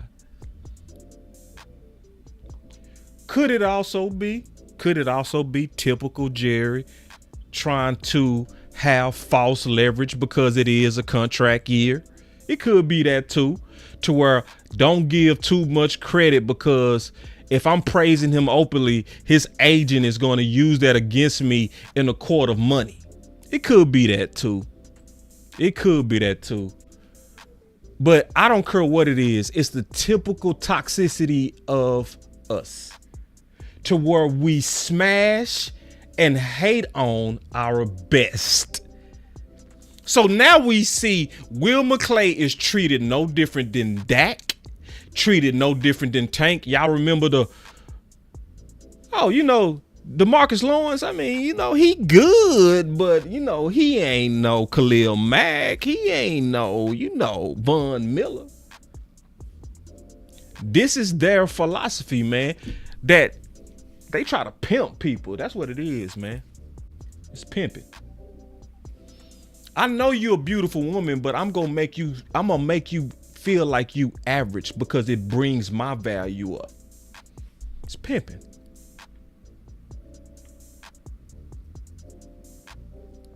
It's scary. I'm gonna also tell you this too. This is the thing that bothers me about what's going on with Will McClay right now. It could be even more nefarious than what we think. Because I've been noticing, because obviously I'm a major draft head. I'm a major draft head. I wrote 4 books on a draft. Like, you could always go check my work, my rankings, everything is public. I heard somebody say one day, I want content creators to do a better job of being accountable by showing their work. I say, shit, all you got to do is buy my book. You can go see what my judgment was like. You can go see if I was crazy or not. You can go see. It's a whole lot of people, they don't want to show their work. Because I remember what y'all was saying. I remember y'all ain't like Micah Parsons. I remember a lot of y'all didn't like Tyler Smith. A whole lot of y'all was shitting on Tyler Guyton. Yeah, the only people we probably all agreed on was CeeDee Lamb. But I remember a lot of y'all picks. Yeah, some of y'all don't want to put y'all work out there, because then you ain't going to be able to be called a draft expert. Because then if we really look at what you was saying, when certain these people was picked, then yeah, ain't no way you could be called an expert. Like, for real. You know what I'm saying? But you can go check my work. You can go see what my rankings was per position group. And also you can go look at it, free agents. I'm open book when it come down to what I said. And did I get it right? A lot. Did I get it wrong? Yep. I did get it wrong on some too, but I guarantee you this. I got it way more right than most people. I guarantee you that. I guarantee you that. I will put my book up against anybody. Pull your list and let me pull my list for the last 5 years. I guarantee I'll bust your ass. I guarantee that. It's only one person that I'd probably say I probably didn't just bust his ass, because I know he worked like me, and that's tough. And I'm not saying other people don't work. I just know his work. I'm not saying other people don't work. I know his work and I know his work ethic. But I guarantee you, put your list beside my list. Yeah, I guarantee mine gonna be better. Cause I actually really do the work. Yeah. The OC cold too. Oh yeah. The OC is nasty. The OC is nasty. Oh yeah, he's super nasty. The OC so nasty. Every year I take a back seat when it come down to the first pick, and I do it on purpose. I do it on purpose. He said, OC be getting you too sometimes. Yeah, he do get me sometimes. He do. Yeah, no doubt. Yeah, I take L's. Absolutely, I take L's. That's part of the process, though. But I'm going to tell you also why I don't take a lot of L's. You know why I don't take a lot of L's? Because I come around to truth faster than most people. I don't stick with. You know what mess up a lot of these so-called draft experts? Once they declare something, they don't go back. That's what make them trash. That's what make them boo-boo. Is once they say, yeah, we should go center, they don't go back. They stay with that shit. Like, I tell y'all right now, I'll tell y'all, and I'm going to tell you again in the offseason, I'm going to be wet concrete probably to the last 2 weeks. Don't try to hold me to nothing. Yes, I could change. Right now, I'm saying, nah, I don't like what I see in Genty. In a month, I might be like, Genty is the best thing I've ever seen. It could happen. Why? Because I'm only about 3 games into Genty. I got a lot more work to do on him. Yeah. And I'm going to stay wet concrete until I have a good feel on you. I'm still not fully, I still can't quite say who my best receiver is right now. I'm wet concrete on that. That means I need to do more research. I need to look at more games. I need to go look at more details. I need to go look at more background. So, yeah, the OC be getting me, but I guarantee I get you. I guarantee you this. I guarantee I get you. Put your list up against me. Since you want to try to put me up against my partner. Yeah, put your list up against me. I guarantee I'll bust your ass. Your boy try to put me up against my homie. Let me go up against you. Nah, I'm messing with you, dog. I'm messing with you, dog. You know I'm talking this shit. But anyway, man, back to this Will McClay stuff, bro. This is what I was gonna say in terms of what I got a hunch that is worse than what we think. Y'all want to hear my theory? Y'all gonna hate it too. Ooh, y'all gonna hate it. Y'all ready?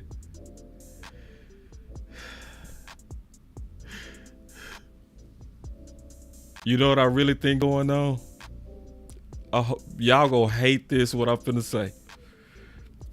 If you need to take a smoke break, go ahead and start smoking now because you're gonna need it.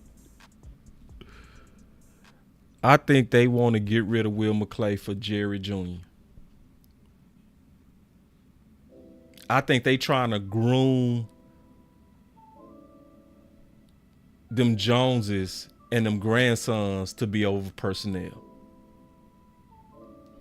This is a family business, y'all. I miss your super. Hold on real quick. Hold on. What? My bad, B-Bird. Let me go find your super real quick. I ain't mean to miss it, bro.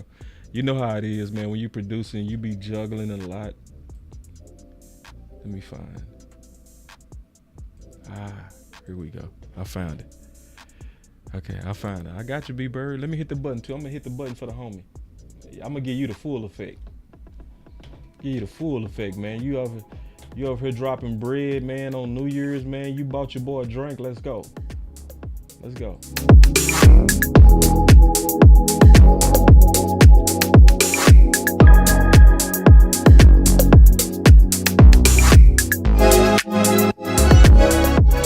Yeah. All right. Hey, my boy say, I got to start showing my work this year. Yeah, man. Show your work. Show your work. Yeah, show your work. Yeah. Because it's going to make you better, man. It's going to definitely make you better. So let me go back to what my boy B-Bird just put out here real quick. D.A. Lee, you feel me? Angie, she talking about you still on? Man, I thought you'd be turning up by now. I thought you'd have about 2 blunts in you. I thought you'd be full of 3 cups by now, Angie. Yeah, I'm still on, Angie. Still grinding, girl. Still grinding. So, Angie, you look like you took you didn't go to party. You went to the pre-party. You pre-partied. I know what you doing. You getting right. You getting right. Make sure you drink plenty of water. Drink you plenty of water, please. But B-Bird say Jerry would love for Will to remain undiscovered so he can take credit for all the work, but he looked behind eyes. Hold on real quick. Curtain and see who's working. Will McClay. Absolutely, B-Bird. Yeah, man. I hate all my theories that I have, bro. I hate all my theories, but D.A. Lee, I think we seeing it the same, big bro.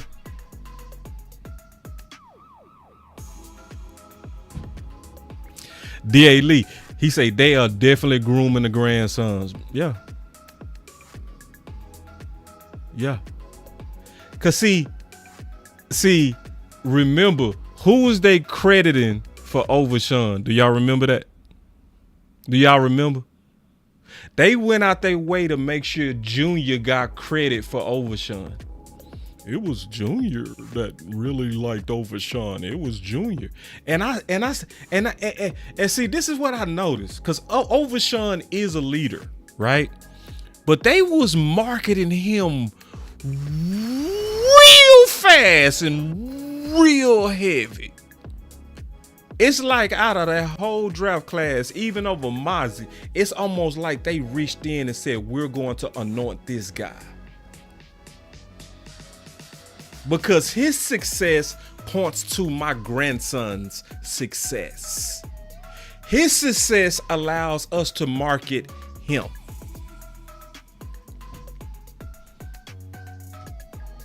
So when I think about how you going out your way not to give Will credit, but you going out your way to give your grandson credit,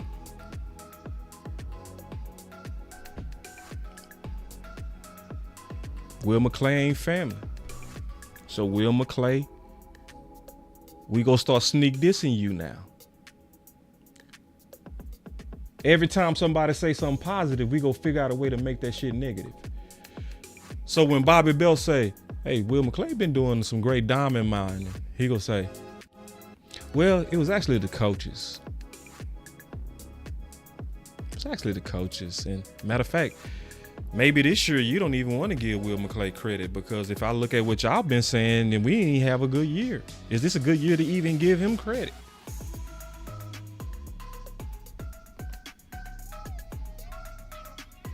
Oh, hell no.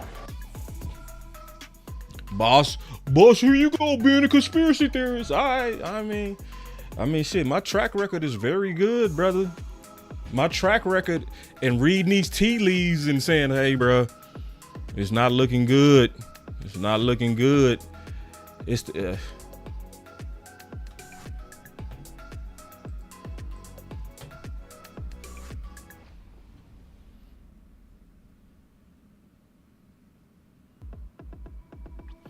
See, I want y'all to think about something. Stephen Jones is what right now?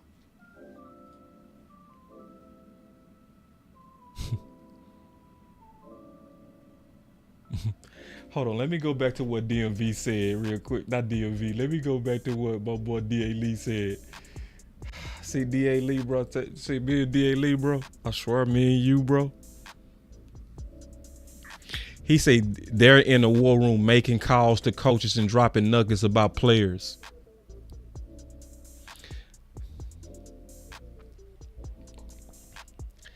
So let me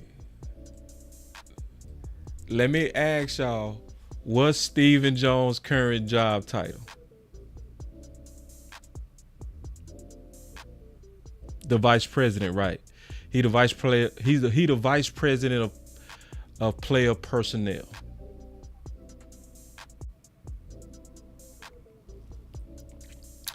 But what I want y'all to do is I want y'all to go back and go look back in the day what Stephen Jones was doing in the 90s and what he looks like. I'm trying to get y'all ready, man. Because this day is likely coming and it's going to hurt.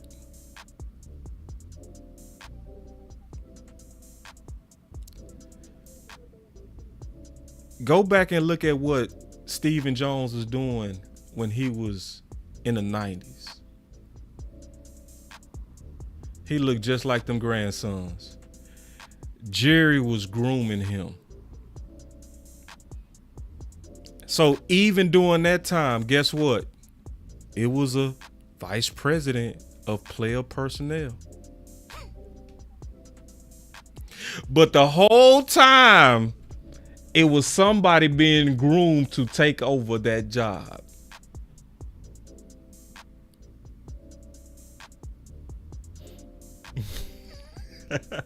My boy Hector funny. He say, boss, if we lose, Will, it's your fault for giving them all the praise and credits that he deserves. You know they don't like that. Yeah, it's my fault. Yeah, blame me. Yeah, it's my fault.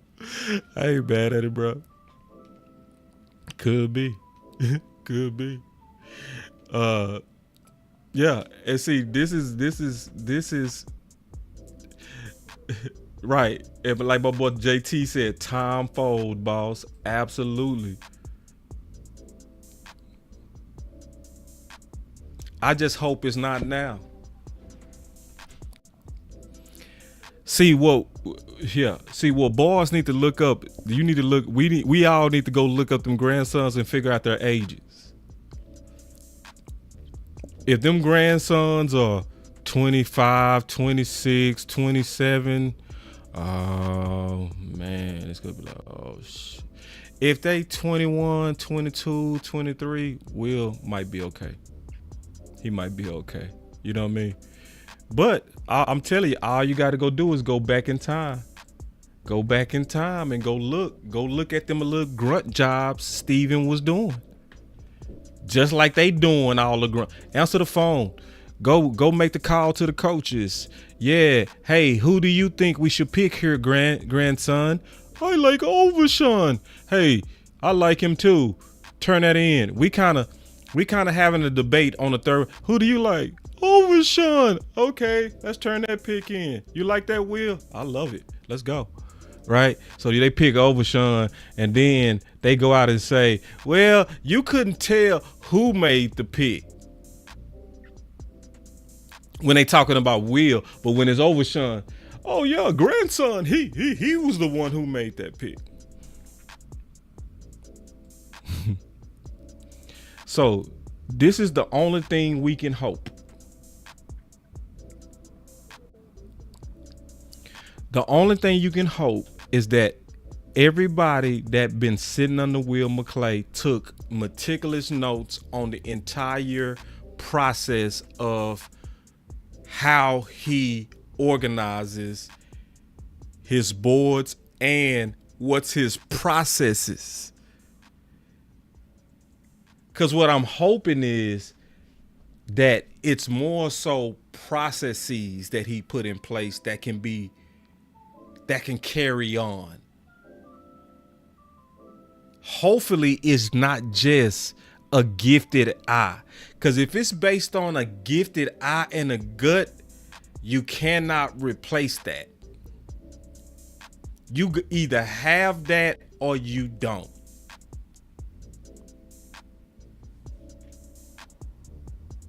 But if his processes is in place, then it's not gonna fully fall off a cliff even without him. So it doesn't mean that it's over if we lose Will McClay, but we go see some things. We go see some things that's going to either expose us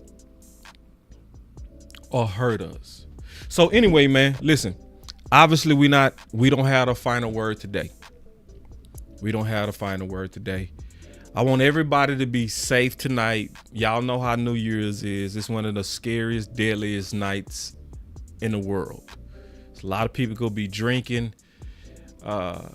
Be very careful, especially if you plan on coming home between 5 and 6 in the morning. Be very careful, because that's when it's the most fatalities on New Year's Day. Yeah. Because I've been out at 5 and 6 a lot. And sometimes you see cars just every 4 blocks, just somewhere turned over and all that kind of stuff.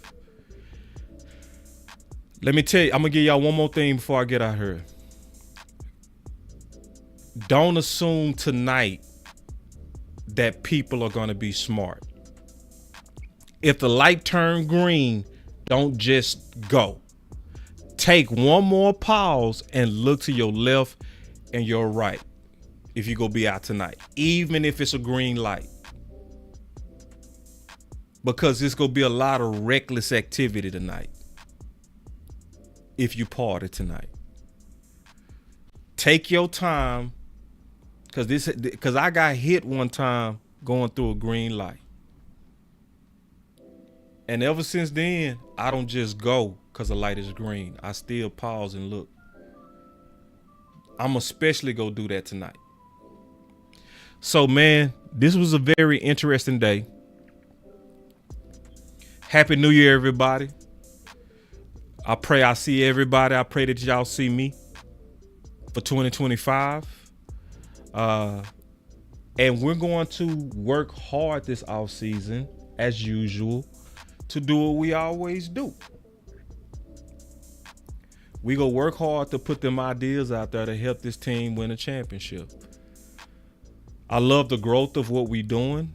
I love the community of what we've built here at Boss Cowboy Sports. I love the culture and how it's changing. Y'all stay safe. I love y'all. Peace. Boss Cowboy Sports, where your voice matters. Love, moving too bossy, we don't tread softly, but not flossy, the streets done taught me, moving too bossy, we don't tread softly, but not flossy, the streets done taught me, I'm just tryna get my nigga paid. We came from Section 8, and I knew I was at since the 2nd grade. Man, I swear my time is coming, cause I'm never late. Came from broken homes and broken dreams to getting paid. Love, dollar bill, listen close, this is not a drill. Cause hungry trying to get a meal. I've been in light, who gon' pay a bill? I've been in action, been in traction, surplus with nipples lacking, shining light but still be blacking, red lights will stop the action,